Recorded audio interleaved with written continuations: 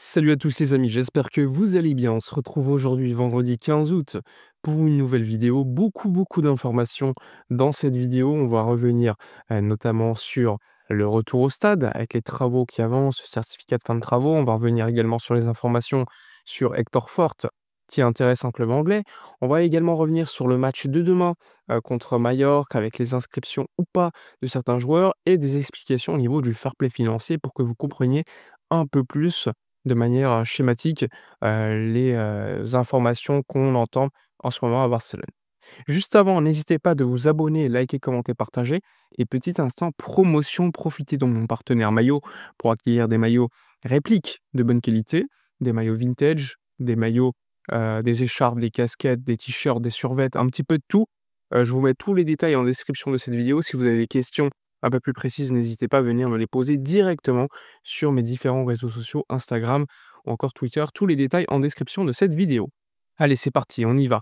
Je vous l'ai dit, alors, il y a quelques jours, j'avais tweeté sur mon compte que le FC Barcelone devait envoyer lundi dernier, donc le certificat de fin de travaux de la première phase du Spotify Camp Nou pour pouvoir, ensuite l'envoyer à la mairie, qu'il y ait les contrôles et ensuite la validation pour revenir lors du match contre Valence le 14 septembre à domicile. Finalement, ça a été retardé d'une semaine, donc lundi, qui arrive là, le Barça s'attend à recevoir le certificat de fin de travaux de l'IMAC Construction. Ensuite, il faut l'envoyer à la mairie et ensuite, il y a une analyse effectuée par, la mairie, technique afin de déterminer si c'est safe pour le public de pouvoir réouvrir la première phase du stade avec à peu près 30 000 personnes. Normalement, ça ne devrait pas poser de problème, mais maintenant on attend, comme d'habitude, ce qui va se passer. Normalement, la visite effectuée par la mairie et tous les, techniciens pour contrôler, les travaux devrait se dérouler, le 28 août. Et c'est d'ailleurs à cette date-là que le FC Barcelone doit communiquer définitivement sur son stade en Ligue des Champions pour la phase de ligue. Donc c'est quand même clé parce que comme vous le savez, il y a une règle qui, oblige le club à jouer dans le même stade durant toute la phase de Ligue, des Champions. Donc si tu joues un match, à Montjuïc, tu dois le faire à Montjuïc toute la saison en phase de Ligue des Champions. Donc ça, c'est important, mais le Barça est très confiant pour que ça se passe bien et que ça se passe au Spotify Camp Nou, c'est importantissime. Les travaux ont plutôt bien avancé. Maintenant, c'est les extérieurs, la première phase pour que tout se déroule très bien en termes de sécurité. Puis ensuite, petit à petit, ça sera la seconde phase avec 45 000 personnes, puis la troisième phase avec 60 000 personnes.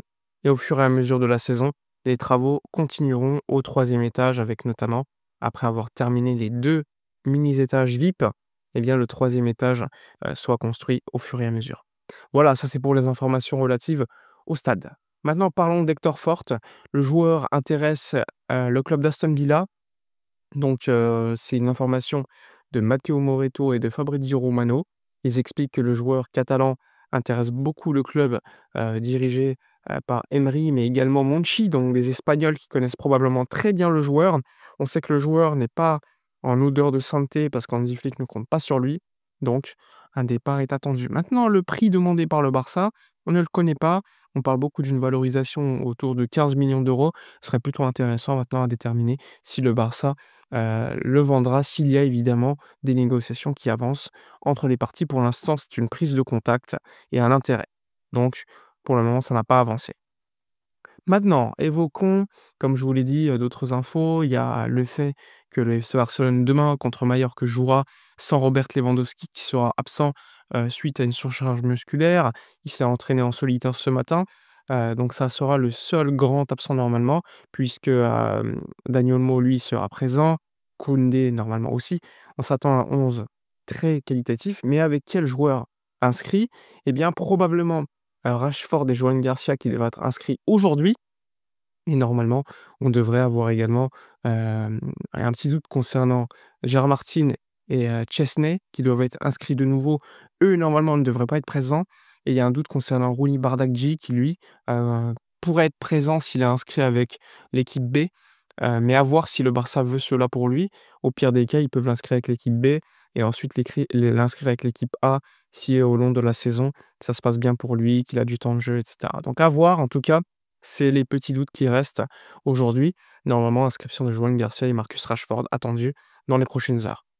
Ensuite, autre information, maintenant on va parler des inscriptions parce qu'on me pose beaucoup la question. Quelle est la situation aujourd'hui? Qu'est-ce qui se passe? Et cetera. Donc il y a 2 phases. Il y a 2 phases à, comprendre. Il y a une phase limite salariale, masse salariale classique, qu'on a déjà évoqué plusieurs fois et tu as une autre phase qui est le plan de trésorerie qui a été effectué il y a 3 ans. En gros, il y a 3 ans, le Barça était dans une situation compliquée comme d'autres clubs de Liga. Eh bien, la Liga avec le Barça s'était mis d'accord sur un plan de trésorerie, c'est-à-dire sur 3 ans. Chaque année, il doit y avoir telle ou telle dépense effectuée et limiter au maximum les pertes. Le problème, c'est que pour pouvoir inscrire tes joueurs, donc selon la limite salariale et la masse salariale, tu dois d'abord respecter le plan de trésorerie. Et on parlait d'environ 7 millions d'euros de pertes en trop dans les sections professionnelles du club, c'est-à-dire basket, handball, football féminin, et cetera, qu'il fallait résorber. Alors le club a effectué une assemblée générale extraordinaire pour mettre de leur poche un aval, une garantie de 7 millions d'euros. C'est-à-dire que le Barça met 7 millions d'euros de sa poche, en tout cas les directivos. Et si dans l'année, par exemple, le Barça a fait plus 7 de plus-value sur quelque chose, eh bien, le Barça, les directivos récupéreront leur mise et utiliseront les 7 millions d'euros de plus effectués par le club. Ça, c'est quelque chose qu'il faut comprendre. Une fois cette garantie validée, eh bien, le Barça peut maintenant se concentrer sur la fameuse règle de la limite salariale et de la masse salariale. Alors aujourd'hui, je vous, montre de manière un peu plus précise, même si ça reste un exemple, les évaluations, qu'on peut faire. Aujourd'hui, on estime, avant inscription, que le FC Barcelone est à environ, on va dire, allez, 500 millions et quelques de, limite enfin de masse salariale. La masse salariale, je le rappelle, c'est les salaires de toutes les sections, du club, plus l'amortissement annuel. Donc ça, c'est un élément très important. Avant le mercato, mais avec les départs effectués par les joueurs, mais donc comme vous le savez, chaque année, la Liga, selon les dépenses, selon le budget, selon les revenus, elle te donne une limite salariale. C'est important à comprendre. Eh bien, aujourd'hui, on estime que la masse salariale est à environ 510 millions d'euros, à peu près, et que au début du mercato, après les départs, c'est-à-dire Todibo, Alex Vaillé, et cetera, on estime que la limite salariale est à 490. Allez, disons, bon, c'est vraiment, donc une, estimation, il y a rien de sûr, mais disons qu'il y a 30 millions d'euros d'écart. Disons que, allez, il y a 480, 510, 30 millions d'écart entre la limite salariale et la masse salariale. Ça reste, encore une fois, au début de l'été et qu'une estimation. Eh bien, avec les inscriptions de joueurs que tu veux effectuer, ce n'est plus 30 millions d'euros qu'il y a d'écart, mais 60, parce que tu dois inscrire pour à peu près 30 millions d'euros, de joueurs, de salaire. Rashford, Chesney, Gérard Martin, Ronny Bardghji, Joan Garcia, bref. Ça en fait, disons, à peu près 60 millions d'euros d'écart après les départs et avec l'inscription de tous les joueurs. Donc en gros, entre la limite salariale et la masse salariale, après avoir inscrit tous les joueurs, il pourrait avoir un malus de 60 millions d'euros entre les 2. Mais vous le savez, le FC Barcelone travaille sur, la cession, des sièges VIP qui devrait arriver, si ce n'est pas avant la fin du mercato, lors des prochains mois quand le stade sera réouvert, au Camp Nou, pour tout le monde. Et bien dans ce cas-là, le Barça pourra comptabiliser dans ses comptes plus 100 millions d'euros de plus. C'est-à-dire que, heu, tu passerais d'un malus d'à peu près, allez, 60 millions d'euros à plus 40 parce que, bah, tu passes de moins 60 à plus, 100, donc ça te fait à peu près plus 40, en termes de fair play financier libre que tu pourras ensuite, utiliser tout au long, des prochains mercatos jusqu'à l'été prochain. C'est-à-dire que, par exemple, dans ce cas-là, eh bien, en hiver, si tu veux recruter un joueur, tu as 40 millions d'euros de fair play en théorie que tu pourras inscrire. 40 millions, c'est énorme. C'est pas 40 millions d'euros d'indemnité de transfert, c'est 40 millions d'euros max en termes de coût annuel pour un joueur, c'est-à-dire le salaire brut annuel plus l'amortissement de transfert. C'est-à-dire que si tu achètes un joueur pour 50 millions d'euros sur un contrat de 5 ans avec un salaire de 10 millions d'euros brut annuel, eh bien, ça te fait 10 millions d'euros brut annuels plus l'amortissement annuel qui est donc de 50, l'indemnité de transfert divisé par 5, 10. Ça fait 20 millions d'euros de fair play. Alors que là, tu en as 40 millions d'euros à disposition. C'est dire, là, quand même, la grosse marge que tu pourrais avoir dans le cas, si présent.